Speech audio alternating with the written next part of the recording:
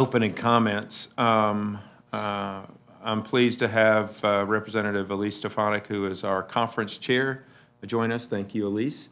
And then Cat Kamik, who is a co-chair of the Free Speech Caucus, joining us. Yes. So thank you guys too. My little background: I was on the board of trustees of my alma mater at Davidson College for several years. Davidson is a gem in southwestern North Carolina, just north of Charlotte. And it became increasingly evident at that point in time that on a campus that historically had been one of balance, had been one of discussion and free discourse, that free speech was being limited. And it was denied that it was being limited, but as a member on the Board of Trustees, I was a conservative confidant, if you will, for several professors and students, for that matter, who spoke confidentially to me that they could not be free to speak what they wanted to in fear of recourse, not getting on committees, not getting tenure, not getting a good grade, et cetera. I brought that up to our president multiple times, and it was just summarily dismissed. We talked about the Chicago Statement of Freedom of Expression. And so a group kind of formed itself, and I'm very remiss that a gentleman named John Craig is not here today. John put together really a fantastic group of something called a group called Davidsonians for Freedom of Thought and Discourse, and put this group together, and it was somewhat of a silo. But by the grace of God and momentum of free will, now we have 5 total schools that are no longer in silos. And the number, as I understand, is growing immensely. Because basically, I think campuses, people have said, finally, enough is enough. They've become bastions for unilateral thinking. That's not why you go to college. You go to college to learn how to think, not what to think. And so I'm grateful for basically us saying enough is enough, and I think that's the movement. I'm honored that you guys would come and and have a discourse here. This is very, very important for free speech in the country. We're not telling you we're going to defend the communists as much as the the socialists or anybody else, but it has to be free speech. That's what this country is about. It is not unilateral. And so with that, I'm going to hand the mic to Ms. Stefanik and let her talk about her journey here. Well, I'm so honored to be here with all of you. Thanking for making the trip to Capitol Hill. Thank you to my colleagues, Greg Murphy from North Carolina, who is the ranking member on the Higher Education Subcommittee, and Cat Kamik, who is just a rock star, newly elected member. This issue is so important, protecting our constitutional liberties on college campuses. It is a crisis across America, and I credit all of you, our students, for standing up for your constitutional rights. Similar to Greg's story that he shared at Davidson, I also experienced this as a young conservative student at Harvard College. While when I was at school, conservatives were definitely the minority. I would say maybe about 10% of the student body. It has only gotten increasingly more monoculture since I've graduated. I even served on the board of the once bipartisan Harvard Institute of Politics, and because I stood up on the House floor representing my constituents, I was purged from that board because of a few hundred, not representative of the student body, but a few hundred students who signed a petition. And the dean of Harvard's Kennedy School did not have the political courage to stand up for freedom of speech and freedom of association. So now the entire board of that once bipartisan organization is solely representative of one political viewpoint over this last election cycle. We also have legislatively won a number of battles, and I wanted to highlight one, and it was pretty amazing that we were able to get bipartisan support. Harvard, again, attacked the freedom of association for single-sex organizations. And I was able to craft an amendment with my colleague, Ruben Gallego, who is a Democrat. It was bipartisan, to stop that, the ability for an institution to blackball or penalize students if they join single-sex organizations. We were able to get that as an amendment, both in the Republican higher education bill and the Democrat higher education bill. So I was very proud to deliver that. This is so important for the future of our nation, for the future of our global competitiveness. When it comes to critical thinking and inquiry, which I believe is the purpose of higher education, you have to respect a variety of views, and you cannot consistently slide towards monoculture, which breeds mediocrity. So thank you so much to all the students for being here today, and thanks to my colleagues. Thank you. All right, next we're going to have Representative Cat Kamik. Cat is the co-chair of the Free Speech Caucus. So Cat, take it away. Well, thank you to my good friend from North Carolina and to my good friend, Representative Elise Stefanik. Thank you both for being here this morning.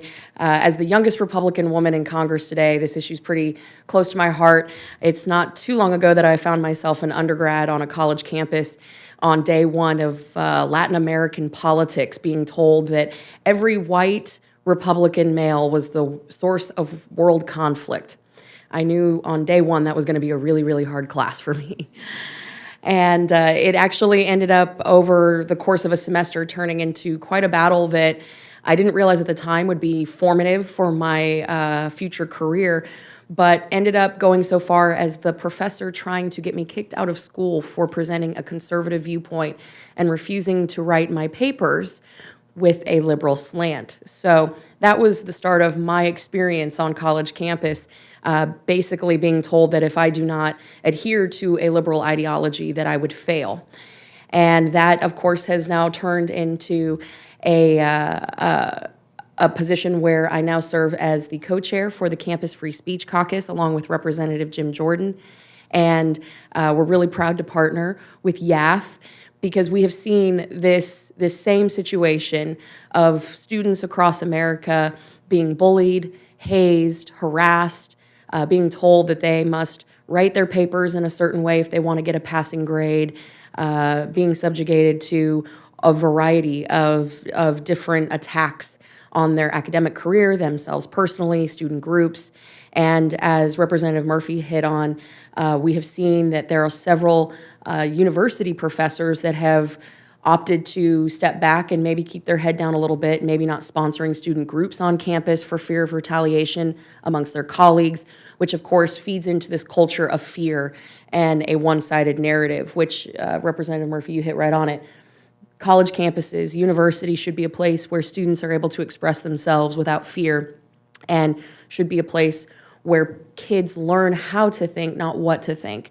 And I think that this conversation is happening at an extraordinarily important moment in time for our national discourse. In addition to the work that we're doing on the Campus Free Speech Caucus, I also sit as the chair for the subcommittee on Next Generation Freedoms Task Force. And protecting free speech on our college campuses couldn't be more important. I believe that regardless if a student is conservative or find themselves on the more liberal side of the spectrum, free speech must be protected at all costs. And I have expressed this to my own home university. I represent the University of Florida. And of course, I'm proud that we have a green fire rating, but that's not the case necessarily across the country, with several higher institutions being in the red. So it is our goal to really identify those universities and work to improve their policies on campus so that students feel comfortable and safe expressing their viewpoints. And I'm really excited for today's conversation. I can't tell you how important this is, not just for my generation as a millennial, but for those that come behind. The Gen Zs that I am seeing and mentoring and getting to know, they are really becoming scared as they enter the workforce, as they go on with their careers. They're taking the same learned habits of keeping their head down, remaining silent, choosing not to voice an opinion for fear of retaliation because they experienced they had a bad experience in college, and so they continue that same mindset throughout their careers. And that's very, very dangerous when we are at a point in time when free speech, our First Amendment rights must be protected at all costs. So thank you to all of our participants and panelists here today. Thank you to everybody watching, and thank you to my distinguished colleagues for hosting today. Great. Thank you very much, Kat. What we're going to do is I'd like to go around and just have everybody introduce themselves, give an introductory statement. You know, we are here because there is a problem. As was alluded to earlier, we had an Education and Labor Committee meeting probably about a month ago or so, and I submitted a resolution that that required free speech protections at public universities as a condition of public funding, and I made it very apparent in my statement that this was a problem. However, a good friend of mine, who's the chairman of the committee, said that's not an issue, it's going to be voted down because it is not a problem. Well, denial is the first part of finally getting rid of the problem, is not denying it anymore. And so it is a real problem. We've seen fortunately rather, some really brave professors across the country now popping up more and more and more. Saw one in Portland just a few weeks ago resign and say he's not having this anymore. So it is a problem. It is surfacing again, and thanks to groups like this and for your individuals, we're actually highlighting this. So I'm going to start and go this way. We're going to come around, and Ed, if you'll introduce yourself and give a statement, we'll start from there. Thank you. Thank all three of you so much for inviting us today. It's very important, as you've said. Congressman, as you know, you talked about your friend John Craig, and he was going to be here, but he's a victim of the American Airlines big strike and couldn't be here. But he was going to thank you on behalf of our new alliance. So on his behalf, I thank you. Also, our UVA group regrettably couldn't be here, but they've submitted a statement that I've given to your staff, Congressman. The groups forming the new alliance are from 5 schools: Cornell, Davidson, Princeton, UVA, and W&L. We're a group of dedicated volunteers. We all started with just a few alumni. We started the Princeton group with 3 alumni. But we're growing. Just a few months ago, 4 of us found each other and decided to work together. The Cornell group then started and joined us. We had a vision that there would eventually be a national movement of alumni groups, because we thought that maybe only organized alumni could save many of our colleges from losing the very foundation on which they were built. And you all have alluded to this. They're built on free speech, academic freedom, and viewpoint diversity. 2 weeks ago today, my friend Stuart Taylor and I wrote an op-ed in the Wall Street Journal announcing the alliance and calling on alumni from other schools to join us. We did not anticipate the overwhelming response. What is now clear is that alumni across the country are deeply concerned about the future of their alma maters. In fact, they're really angry about it. What they lacked was a mechanism to organize. With our alliance, they saw the mechanism. In just 2 weeks, we have heard from alumni from more than 60 schools. Many alumni groups are already starting to organize and have asked to join us. I want to emphasize we have heard from alumni from every type of college and university. We've heard from every Ivy League school. Not that that's necessarily everything, right? There are other schools. We've heard from large state universities. We've heard from many small colleges. Why? Because they realize the very futures of their alma maters are at stake. We believe a truly national movement of alumni has started. And my colleagues will give you examples of the threats to colleges and why countering that threat is critical. Again, thank you for this opportunity. Great. Thank you, Edward. And I think I think it's critical that you bring out the fact that alumni are doing this, because doing this on campuses, as we've alluded to, there are repercussions from administration, from other professors, and so this is why it takes a third party, an objective third party, and that's the alumni, that they cannot be attacked for doing this, and this is why it's so critical. So thank you for starting that up. Raj, if you'll introduce yourself and give us some comments. Well, thank you, Congressman Murphy, Congresswoman Stefanik, and Congresswoman Kamik for organizing this program and hosting us here. Thanks for Ed to opening up with some remarks and leading this effort among alumni.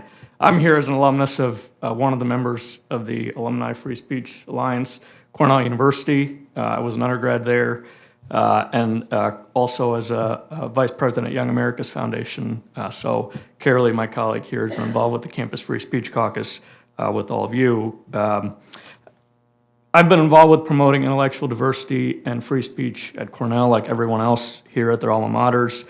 And I have to say, since then, the campus climate has truly deteriorated, like at Harvard and at Davidson, that both of you noted.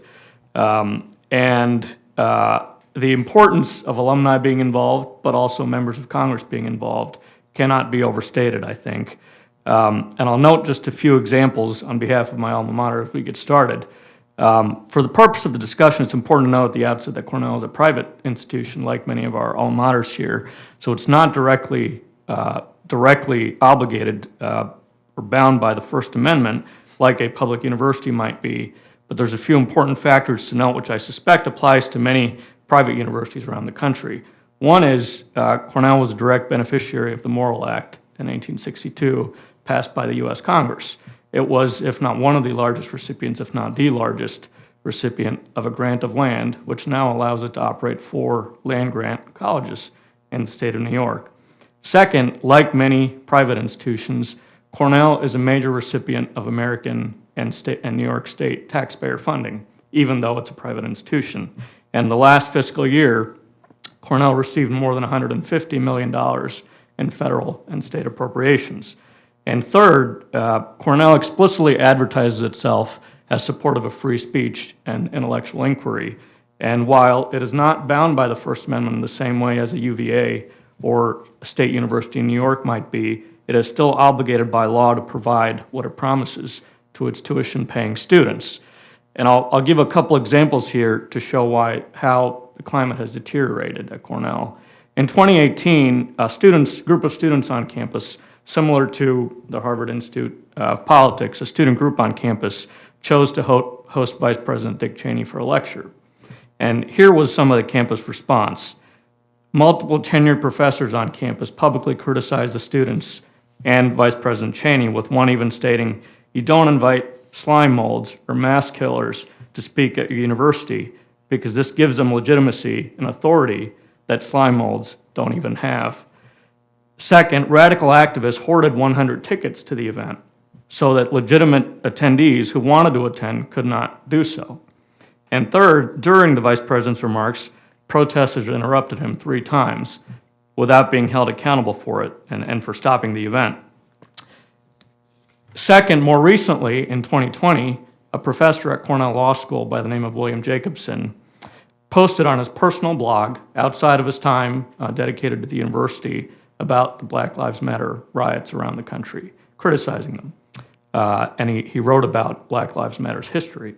And in response, the dean of the law school to whom Professor Jacobson reports wrote, "Recent blog posts of Professor Jacobson do not reflect the values of Cornell Law School. I found his recent posts to be offensive and poorly reasoned." So it's no wonder in a climate like this why students and faculty who do not hold the majority views on campus are fearful of free speech. And so for free speech to be truly protected, as you know, Congressman Murphy, having served on the Board of Trustees at Davidson, it has to be enforced by the leadership at the university. But importantly, alumni have real power in this effort as well. Cornell, for example, in fiscal year 21, its endowment grew to $10 billion.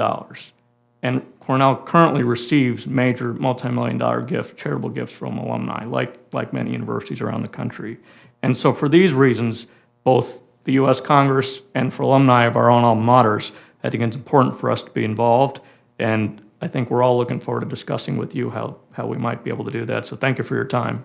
Great, thank you, great comments. And I think you bring to light the fact that a lot of lip service is being paid by administrations about free speech, but actions speak louder than words. I know that for a fact with what we've been dealing with at our college, and alumni do speak, and alumni do have a right to speak because they support the institutions, as you point out, of your endowment. I do know that at our institution, We used to always be one top 2, 3% of alumni giving percentage because we're a small school. And in the last year, that percentage has plummeted because alumni are mad about the way things are going. So thank you very much for the comments. Kenny Zhu. Kenny was a brave soul at Davidson College when I first met him and was a student there and spoke for a conservative cause against many difficult odds while he was there. And so, Kenny, please introduce yourself and give us some words of wisdom.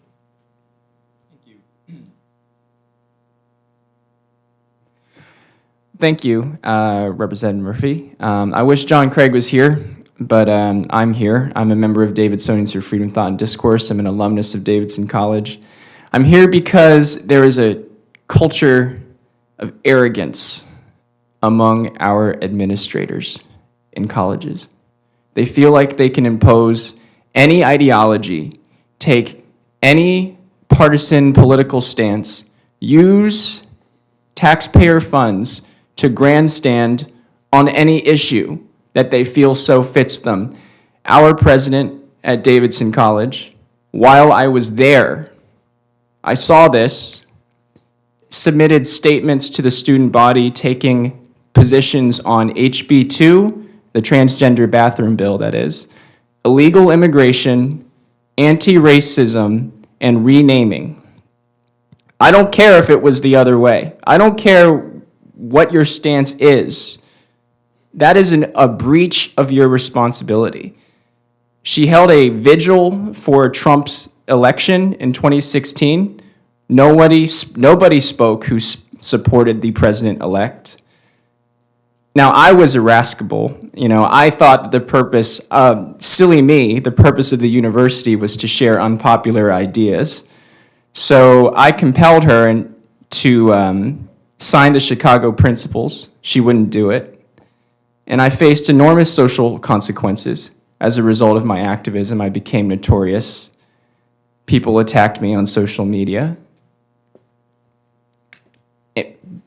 However, my efforts are working. Our efforts at Davidsonians for Freedom, Thought, and Discourse are working.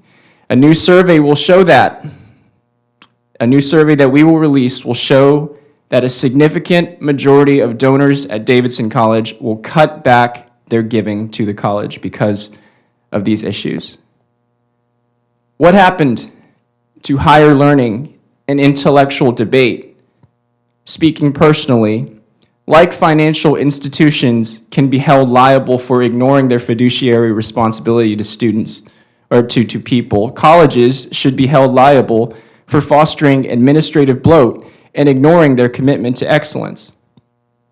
You're making, what we should be doing is we should be eliminating the ability for professors to be silenced by threats of dismissal for their opinions on non-relevant issues. We shouldn't be fostering a culture of stifling people just because of their opinions on issues. So that is why I'm here today. That's what I believe what I do, because I think a diversity of ideas makes a university more excellent. Kenny, excellent thought. And this is, as we point out, it takes courage for students on campus to stand up because social media is a horrible instrument to be attacked upon, and it takes great courage for you to do that.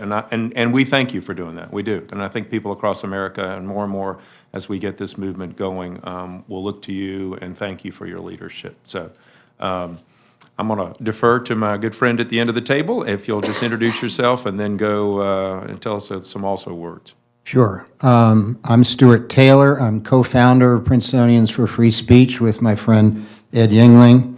And as we wrote in our Wall Street Journal op-ed 2 weeks ago, many of those who are worried about the proliferating campus attacks on free speech and academic freedom and viewpoint diversity have an almost fatalistic fear that the forces of illiberal intolerance have won. It's kind of odd. A lot of people have no idea that there's a fight going on, but a lot of others think it's already lost.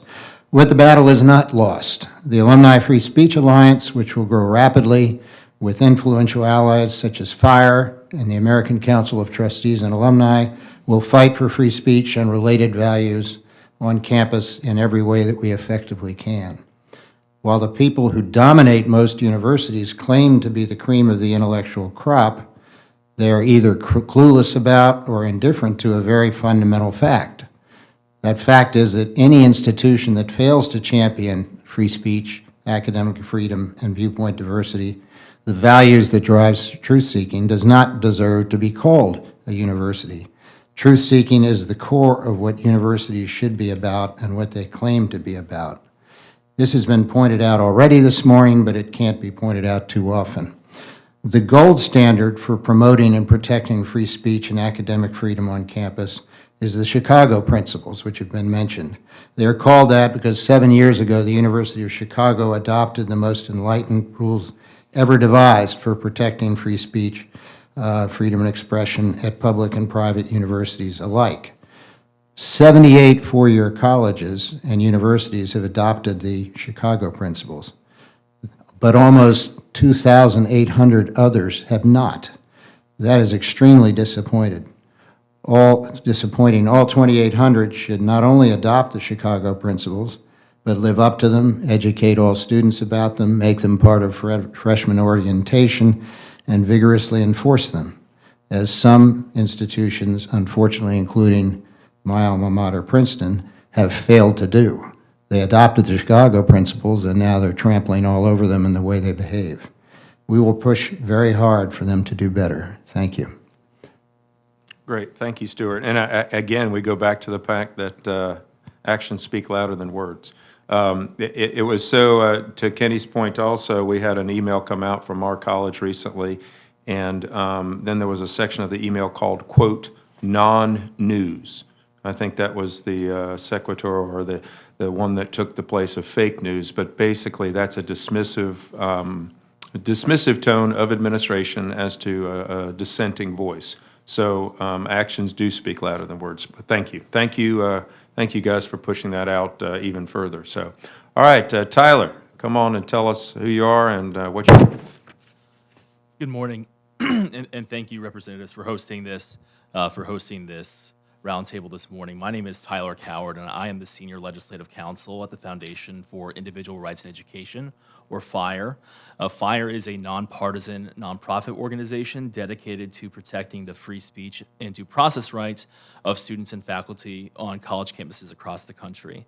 And I think it would be helpful for me to discuss how we go about our advocacy to ensure that free speech is protected on college campuses. And I want to make note that we really are truly a nonpartisan organization. We take that very seriously. Our president and CEO, Greg Lukianoff, describes himself as a pro-choice atheist liberal, and our executive director, Robert Shibley, describes himself as an evangelical Christian conservative. And our employees and staff run the political gambit, and the cases we take run the political gambit. If a student or faculty member experiences censorship on campus, we are there to roll up our sleeves and work on their behalf if that speech is indeed protected by the First Amendment. And we go about our advocacy in a number of ways. Our oldest program is if a student or faculty member does experience censorship on campus, they reach out to us, or if we hear a news story, we reach out to them through social media or find their email accounts and say, here's how we think we can help you. And we last year we had over 800 case submissions, I think was the number last year alone, and that was our highest year yet since being founded in 1999. We also take a proactive approach by reaching out to college administrators to change or update what are called speech codes. We will review their written policies on the books and assign them a rating of a red light, yellow light, or green light. A red light rating for a speech code policy, meaning that the code is clearly and substantially violative of student constitutional rights. A yellow light rating is one that is sort of vaguely worded that allows administrators to wield discretion to censor speech they like or not, or covers a sort of an area of speech that may not come up that often. And finally, a green light rating is one that does not seriously imperil free speech rights. So that's what we would want, at least our public institutions, which are bound by the First Amendment. We would love to see them all be green light institutions because that is their constitutional obligation. Unfortunately, that is not the case. I have a couple, we distributed a couple of resources for you all, including our 2021 Spotlight on Free Speech report and our 2021 College Free Speech Rankings reports that shows that while the trend for the written policies at institutions has been that those written policies have gotten better. They're not where they need to be, but over the past several years, written policies through our work, but through our proactive approach with administrators, through my role with the organization, through legislative advocacy at the state and federal level, a lot of, I think it's up to 21 states have adopted free speech protections statutorily, and through our litigation program, which is increasingly robust and requiring institutions through lawsuits and settlement agreements to reform their policies. So we sort of taken all the above approach to ensure that student and faculty free speech rights are protected on college campuses. And I'd be very happy throughout this conversation to talk about some ideas for Congress to consider as you all are. While there's not been much progress on the federal level, maybe replicating some ideas from the states and some ideas for you all there. So thank you for your time. Great, thank you, Tyler. And your resources that you provide are bar none, some objective way that we actually will rank universities or how you look at things, and we need this objective data. And let me just say also one thing that I just speak on behalf, I think I can say this for everybody who is talking about a school. We take no joy in this. We take no joy whatsoever in calling out our individual alma maters. I love my place. I gave every year for that place. Alumni president, doing so much things, and that's why it's so hard to see such a difficult change in the culture of the institutions that we love, and this is why we care. This is why we finally have to stand up and say no, and we're actually able to use your resources to give an objective response and say this truly is happening. So thank you very much. Connor, you're next. First, let me thank the three of you for hosting this. It's great to see everyone come together. I'm Connor Renan. I'm also with FIRE. I'm FIRE's Alumni Relations Officer. I'm glad Tyler went before me because he gives the FIRE pitch better than I ever could. So I'll talk about some of the fun stuff, which is the alumni that are here.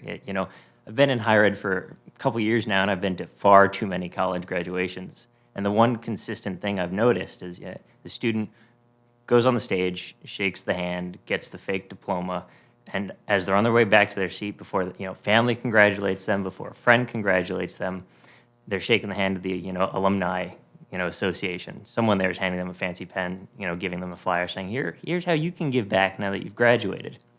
And American universities, routinely rely on their alumni for everything, word of mouth brand building, sending their kids, representing them in the day-to-day world, padding the endowment fund. And, with confidence in higher ed falling year after year, surveys are showing it, alumni giving isn't dropping. I think a report in 2020 found that alumni donated about $11 billion to their alma maters in 2019. And that, that generosity helps keep colleges afloat. We all want to see them succeed. But it also affects things like their placement in the, U.S. News and World Report rankings. Alumni are giving, and they want to give. They want to affect change.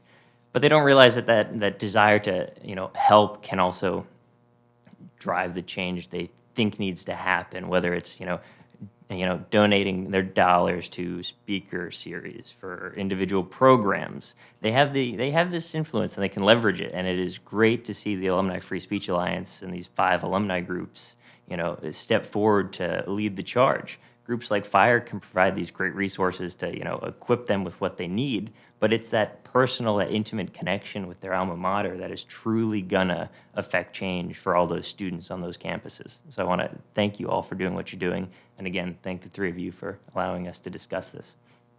Great, thank you, Connor. And you do point out, alumni do have a voice here. They do have a voice. They have been the progeny of the school, and They have roots there, and they do have a voice, and this is where it's going to be the best place to affect change. So thank you. Victoria, you're next. Thank you. Thank you to the honorable host for having me here today. I'm an alumna of Washington and Lee University. I'm a great-granddaughter of Armenian refugees who escaped genocide for their religious beliefs, finding safe haven in this great country, thanks in large part to the First Amendment. The First Amendment was a revolutionary idea at our founding, built into the Constitution to protect minority beliefs from persecution. Freedom of speech, its worthy outgrowth, has enabled individuals and movements alike to shape American history, culture, and government. I'm not here to tear down my alma mater. I'm here because my social and academic experience at W&L was exemplary. I expressed myself freely and without hesitation, and built friendships that transcended ideological, regional, and racial divisions.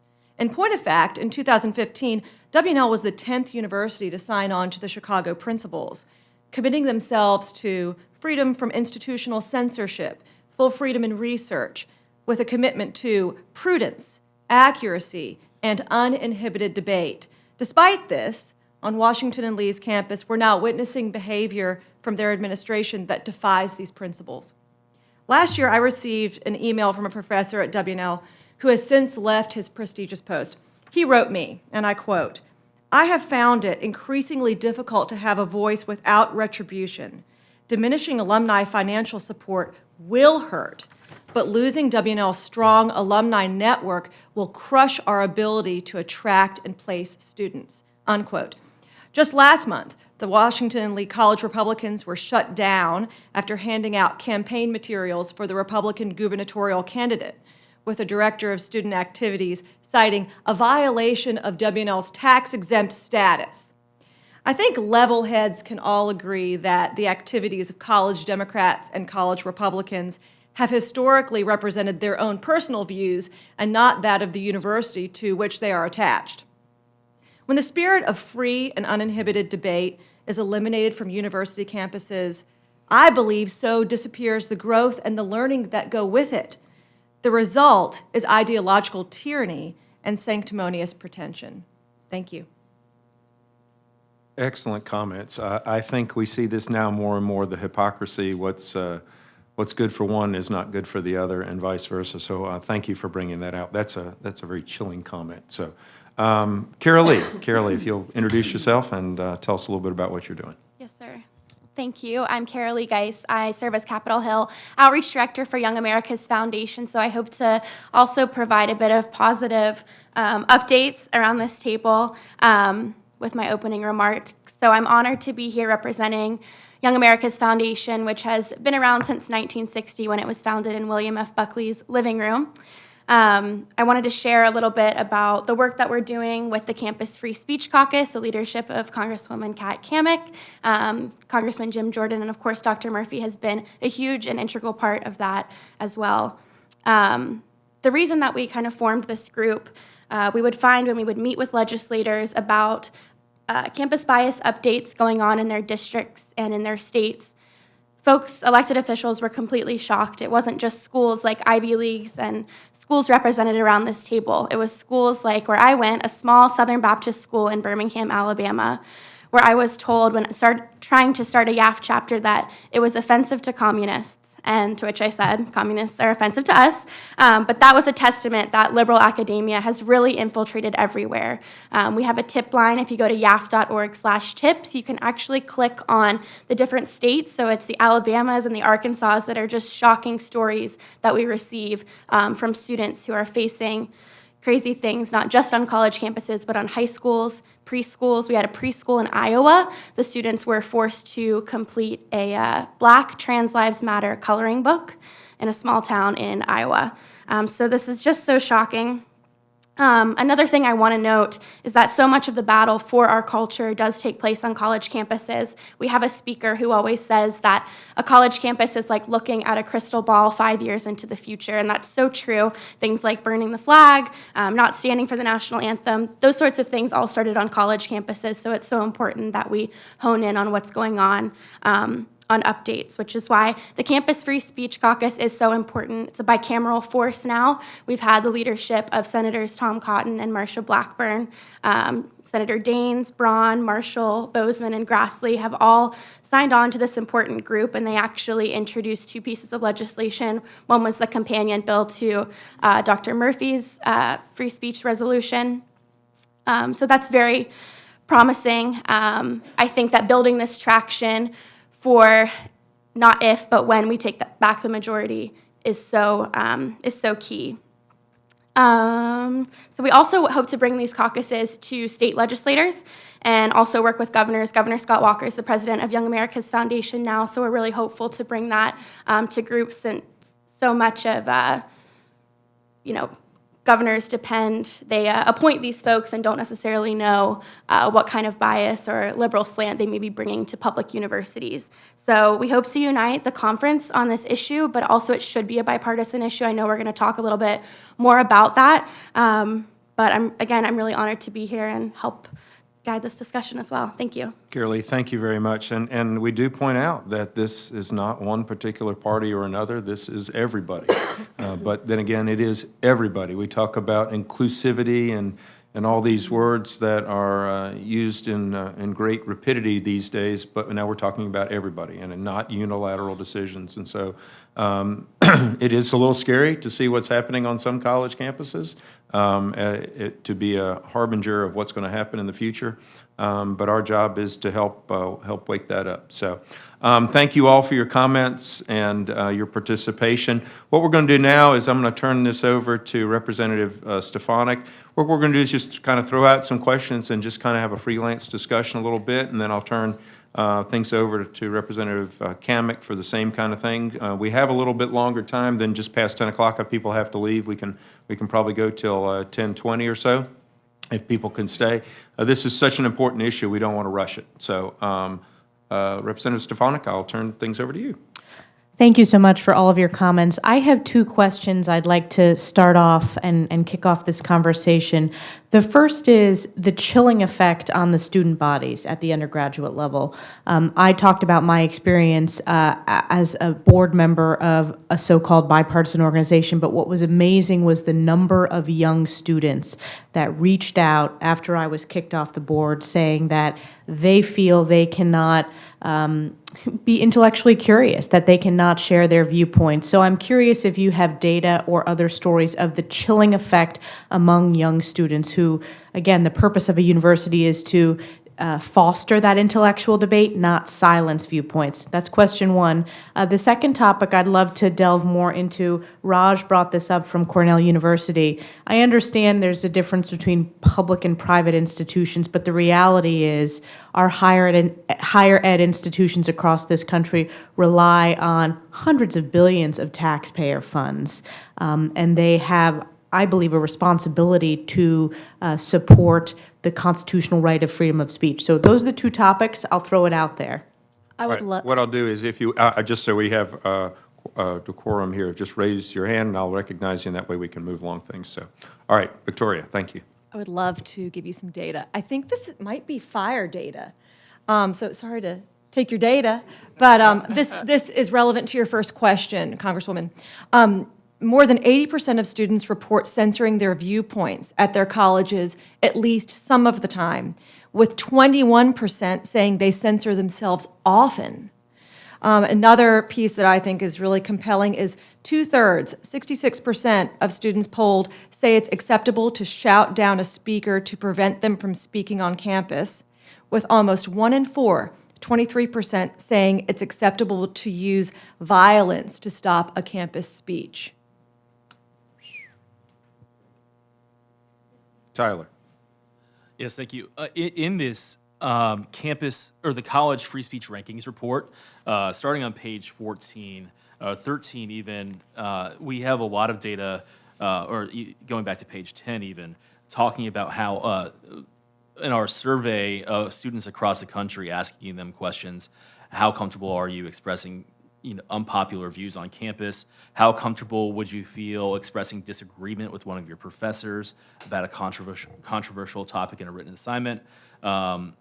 How comfortable do you feel expressing an unpopular opinion to your fellow students on a social media account that is tied to your name? Like, so there's a tremendous amount of data in this report that shows that students are afraid both of administrative censorship, but also social stigma from which keeps them from even asking questions in classes. And I think that we hear a lot about the idea of safe spaces in college campuses, and sometimes that term can be loaded, but I think that we could all agree that universities should be safe places for being wrong and being able to discuss controversial topics without social or administrative stigma attached to even just asking questions.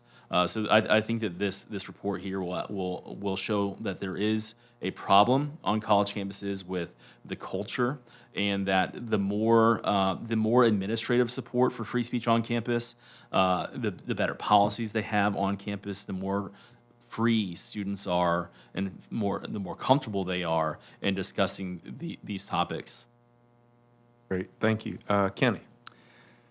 Just to add some human context to what's going on, I'll just share a couple of stories, not mine.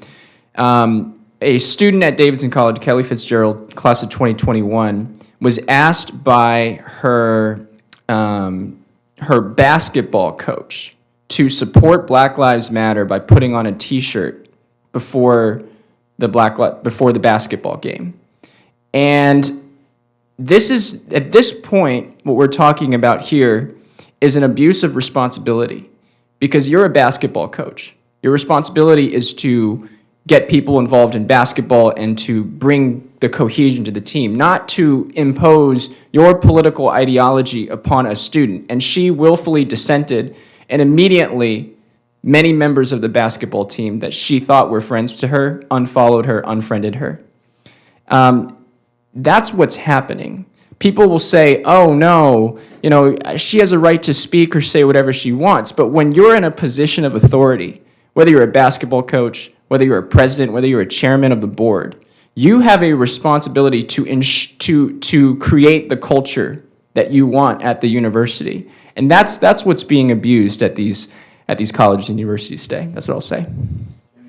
I'm sorry, I could not agree with you more. That was an excellent statement. I'm sorry. Lisa? The poll data is great. We've done some polling as well showing why the amount of students who don't want to speak up, but I think it's important to note why they don't want to speak up. They literally are scared to potentially even get beat up. I think that Congresswoman Kamik mentioned this in a speech where students were allowed to leave class early after they shared that they had conservative views in fear that they would be physically hurt. I think that's just absolutely chilling, like Rep. Stefanik mentioned. Edward, thank you. I really congratulate FIRE because we have proof. The anecdotal evidence is overwhelming. We actually started because Stuart was contacted by a professor about one student who signed a letter, very reasonable letter, and was being bullied. But there is a role for alumni here, and that is, and we found this, there's a small group at Princeton, they're like 20 people, that young kids who speak up. Very brave, but there's a role for alumni because we can support them. And in talking to them, they go, wow, we got a group out there that will support us. And that's one of our major roles, is alumni groups. All right, Representative Kamik, I'm sorry, can I comment on your second question? Yeah, you're right, you have another hook. There's also another hook. Stuart and I are both lawyers, so we play with this all the time. But if you're a university that's signed the Chicago principles and you allow a student to be bullied unmercifully, you have a right of action against that college because you went to that college and in their rules it said that. You had the right to rely on those rules. And if they don't enforce the rules, I think we believe, Stuart, that you have a right of action against that university. That's right. If I could just add a little detail to the story Ed was telling.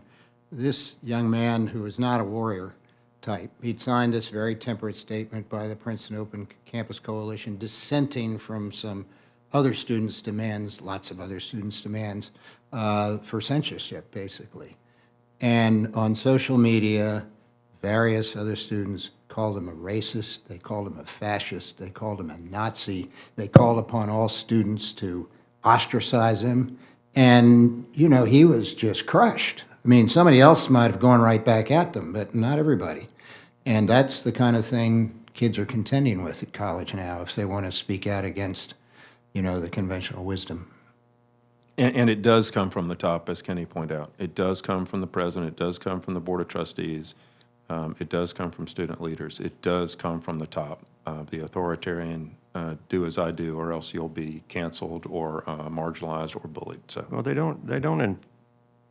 we have a president at Princeton who really speaks well about free speech, and we have the Chicago principles. But when this happened, and Stuart led the effort, he didn't say a word. They had an orientation this year. The major part of their orientation, official orientation, denigrated free speech and violated. It contained a vicious attack on a professor. It violated the Chicago principles, but it was their orientation. It's outrageous. maybe it will take legal action. I hate to turn, I'm a doctor, I hate to turn to lawyers for answers, but maybe that will. So, Kat, I'll turn things over to you. Thank you, Doc. Well, and I think this is a great segue into the next question. And I talked a little bit about this in my opening remarks about how, in particular, conservative students, they get this learned behavior in their college experience of, I'm going to keep my head down, I'm going to keep my opinions to myself. Then they enter the workforce, same thing. Where I think on the flip side, and we're seeing this trend a little bit more, and I know this is it is a nonpartisan issue. We want to protect free speech, be it a student who is liberal or a student who is conservative. But in what I have seen, and I would love to get some feedback from you guys on this, is that in particular, a student who has more liberal-leaning ideology, they become emboldened. And the tactics, they graduate and escalate into bullying. There was a recent example, YAF covered this extensively, at Washington University. The college Republicans had put out a 9/11 display of about 3,000 flags to honor all of the victims of 9/11. Well, a student, in protest, goes around, vandalizes the display, picks up the flags, puts them in a trash bag, and says, well, this is my right to protest this display. And in response, the university issues a $500 fine, which was probably the equivalent of what it cost the college Republicans to buy the flags in the first place, but still remains as a student senator in the university. Now, in my opinion, this is going to only further embolden this student because there aren't any real consequences. There's no real teeth to this type of action. So I'm curious, and I know this is just a one-off example, but without fierce protections in place, you know, the consequences are minimal. And we're creating this environment that validates this type of bullying behavior, this type of behavior that these students then graduate into society with. And I think that we all agree that many of the societal issues, the lack of discourse, the lack of civility in our everyday life, it has really taken root in our college on our college campuses. So I would love to hear if there's any examples of students who have been maybe, I don't want to say problematic, but I want to say more outspoken, who have maybe gone so far as to bully other students. And then do we have examples of how that has translated into a next chapter of their life where maybe they've escalated into some sort of organizing or protesting and things like that it's continued to escalate? That's the first part. And then the second part, and Ed, you hit on this, the legal recourses and how that might be a next step for students if they aren't protected by the school code of conduct and the rules. Much like how we talk about big tech and censorship. There's a theory that with Section 230 reform, that if those reforms are implemented, that social media companies will essentially clamp down on both extremes on both sides. No right, no left. They'll only keep the middle train of thought. So if students start pursuing legal means, do you think that possibly a side effect or a consequence of that would be that universities would clamp down harder on free speech on both the left and the right to try to tamp down some of those concerns? So that's a two-parter. All right, we'll just go this way. I have a very brief example. I was at Washington and Lee's campus last month and met a wonderfully charming young woman who's a junior, and she's not been an outspoken conservative on campus. She's not like I was, but people just know, okay? They just knew that she was a Republican. And she experienced some very severe bullying on social media that she did not incite. And it was hurtful to her. She didn't feel safe walking around. Her car was keyed. And so she approached the school administration for help to say, you know, she knew the identity of some of these people because of social media.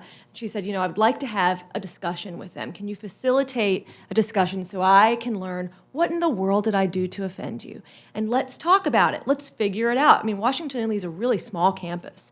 You know, it's easy to run into people multiple times per day. And the opposing force declined the offer for an open discussion with her. And the university administration said, we're not going to protect you in this. This is not within the purview of what we do. And so she privately sought out a cease and desist order against the students whose identities she knew.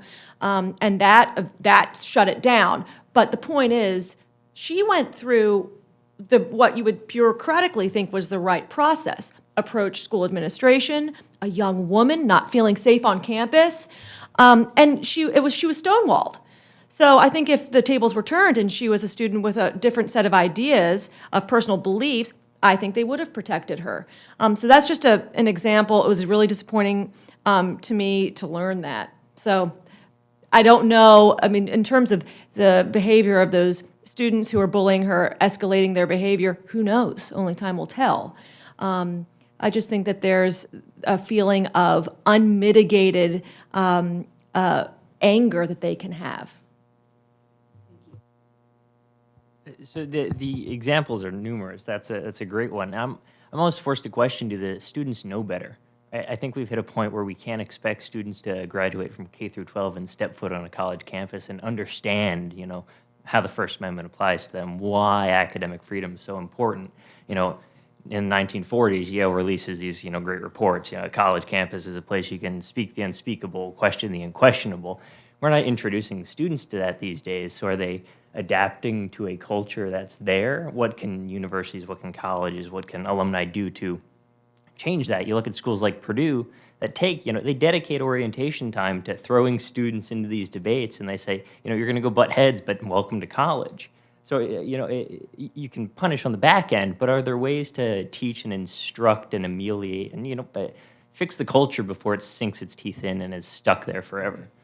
You know, there's a term, akademische Freiheit, that was the incepting belief that led to tenure, so that professors could be protected for their free ideas. And isn't that interesting how that has now just basically gone 180 degrees? That's like an obsolete term these days. And it applies not only to professors, but obviously to students. But I think you bring out a very good point. Coming out of K through 12, you really don't know what you don't know.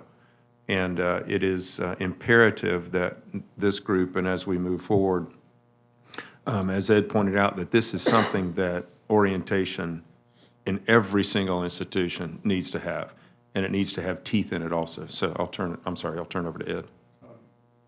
You raised a question about legal, so I'm going to jump in, and I'm sure Stuart will comment. There's starting to be really a lot of legal reaction to this to protect students and faculty. FIRE, of course, has always been in the lead of this. There's a new group actually started by some Princeton professors called the, what is it, Stuart? Academic Freedom Alliance. Academic Freedom Alliance, which has grown dramatically. It has 400 professors from around the country, top professors, Republicans, Democrats, A lot of liberals are realizing First Amendment's important, and also their friends are being canceled. And they have a very strong legal group, legal First Amendment scholars, and they basically have said, if you stomp on a professor, we're going to sue you. And the point was made that after a while, you won't have to sue them because you'll just go and say, we're going to sue you. It doesn't quite exist for students. You may correct me to a little degree, but I think, as I was saying earlier, if you had that kind of situation, first, I think the alumni group would step in and say, what do you mean you're not going to interfere? What do you mean? Here's the Chicago principle says you can't bully. That's the exception from the First Amendment. You can't bully somebody. So I think first the alumni group goes in, and then you sue them. And you don't have to sue every time. You just have to get some precedents that if you don't step in and protect that student, because your principles say you must, then you're subject to a lawsuit. I think that's going to happen.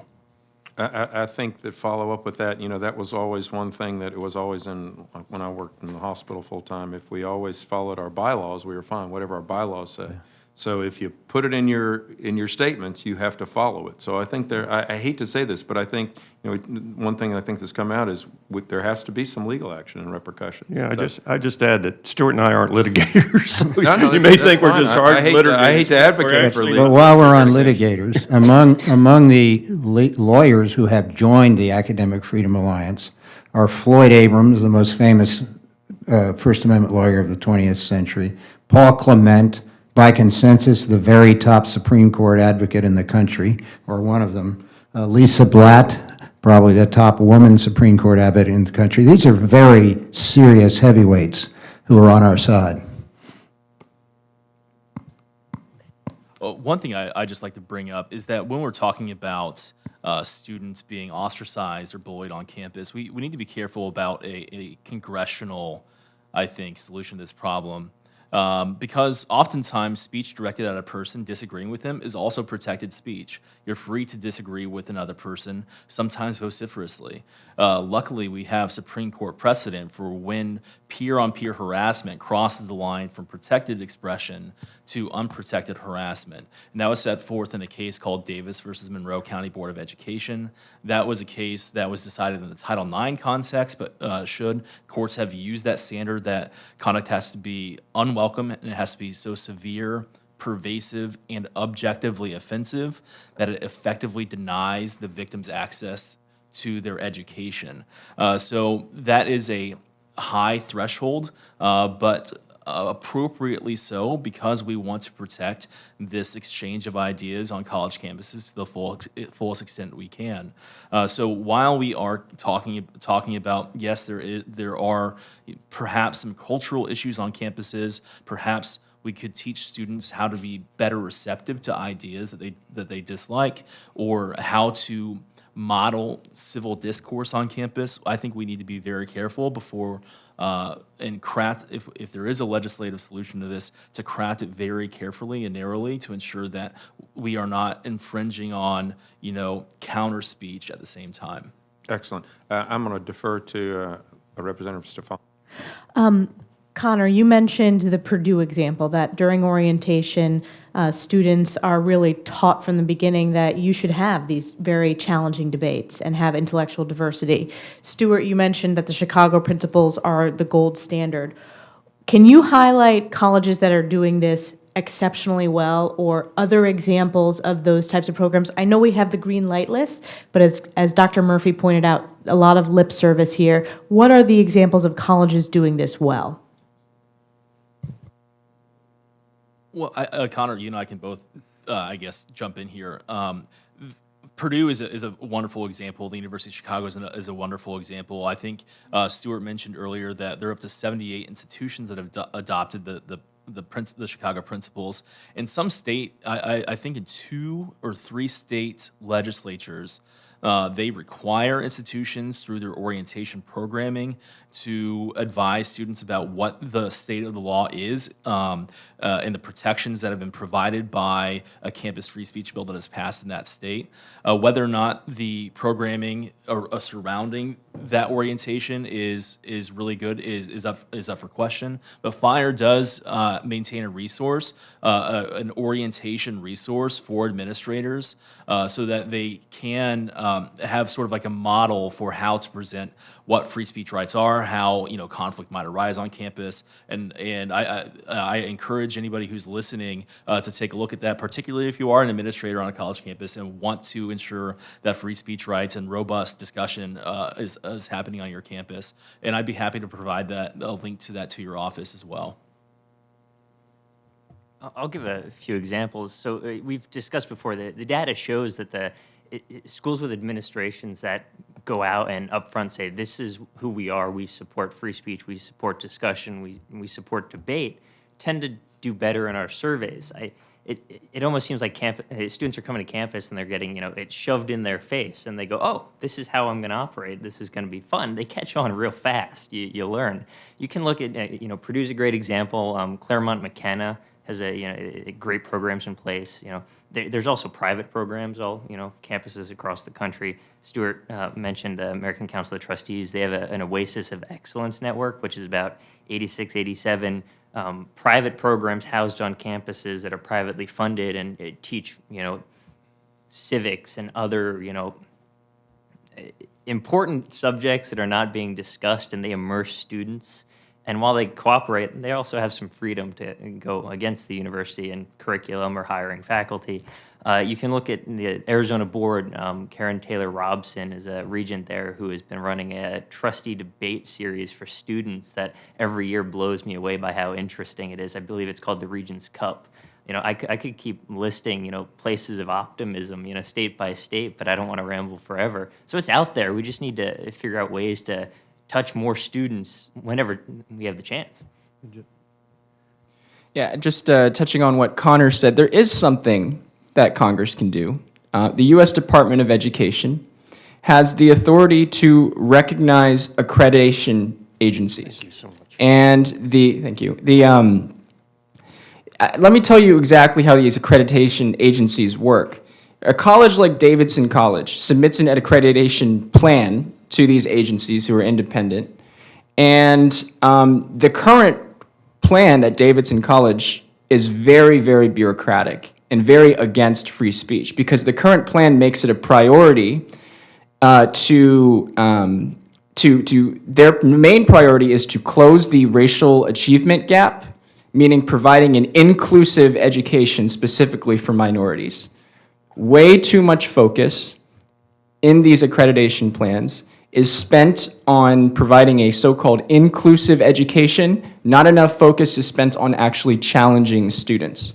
So the U.S. Department of Education has the authority to recognize accreditation agencies, and agencies that accept this kind of accreditation plan should be unrecognized. They should be left unrecognized, because this is not a plan that cultivates a culture of excellence. This is a plan that cultivates a culture of victimhood, and that's affecting free speech on college campuses. We'll wrap up in just a few minutes. I just want a few comments, just really. I'd be very interested to have people think about what this environment, we all come from a culture medium, if you will, and we're all incubated in thought into what do you think the ramifications of what's going on campuses? Because, I've got more gray hairs than hairs, and I've got more yesterdays than tomorrows, and I really fear for the future of not only of the kids that we're graduating, but almost of the country that we're creating. And so I'm very interested in what you think. We talk about some of the problems that are going on present day for students and present day for faculty, but what are the ramifications of this? What happens next to these individuals who are put in such a one-sided pressure cooker, and what does that mean for the rest of our country? Raj, I'd just be interested in you. You haven't spoken too much, but I'm just interested in your thoughts on that. Well, thank you, Representative Murphy.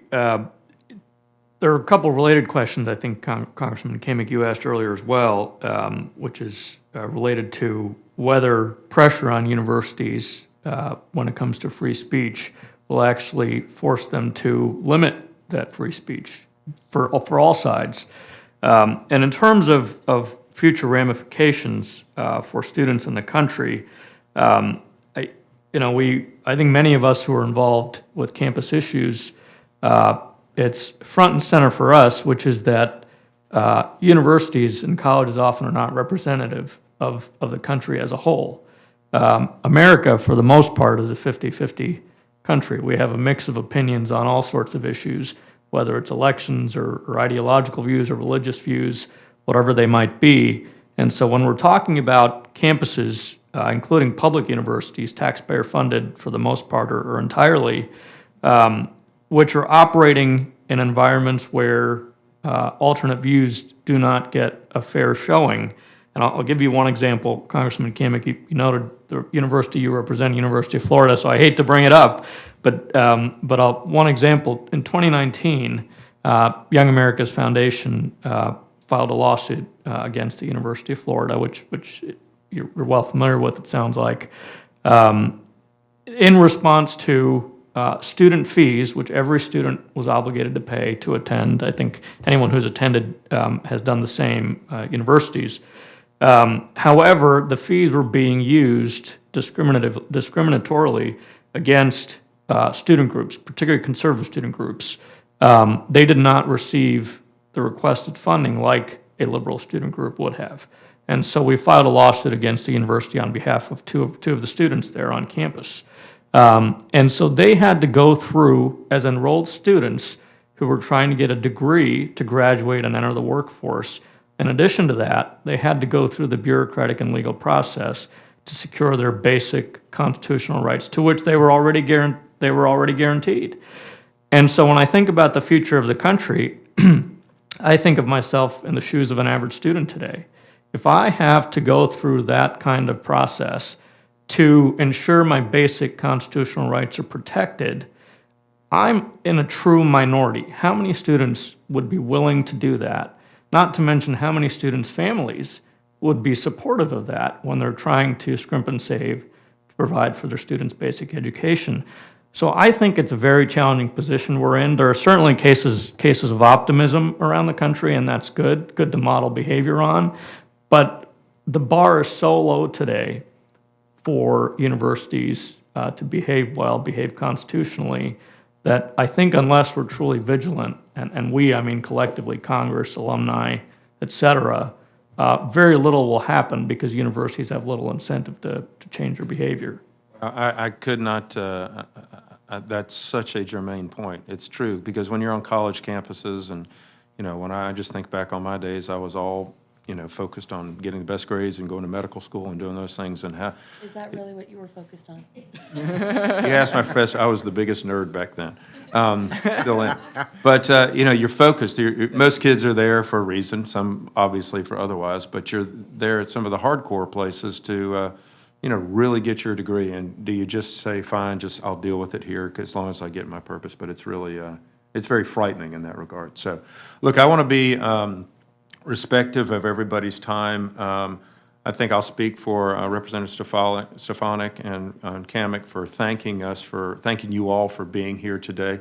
I will tell you, this is a bipartisan issue. We invited the chairman, who is a Democrat of Education and Labor, to come and be part of this, and he declined. So we tried to make this, open. This is not just a conservative cause. This is for everybody. And one thing that you hear so much about on campus is it's diversity, diversity, diversity. But it's diversity in everything except opinion. Mm-hmm.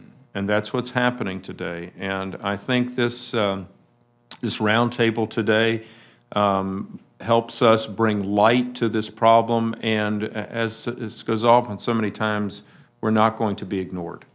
We're not going to be ignored. We're not going to stay back. We're not going to drop back, because this is something that is so critical, not only for our students, but really for the future of this country. That's how this country, its basis and foundation, we are a melting pot. And it's not just on colors of skin. It's not just from countries of origin, but it's in diversity of thought. So Just on our behalf, I want to thank you guys for making the trip and being part of this today. This is the beginning. This is the first step of a long journey, but it's one that's going to sound the bell very loudly that differing opinions matter. So thank you very much for coming today, and we deeply appreciate all your efforts. Continue on with the hard work. Thank you. Thank you.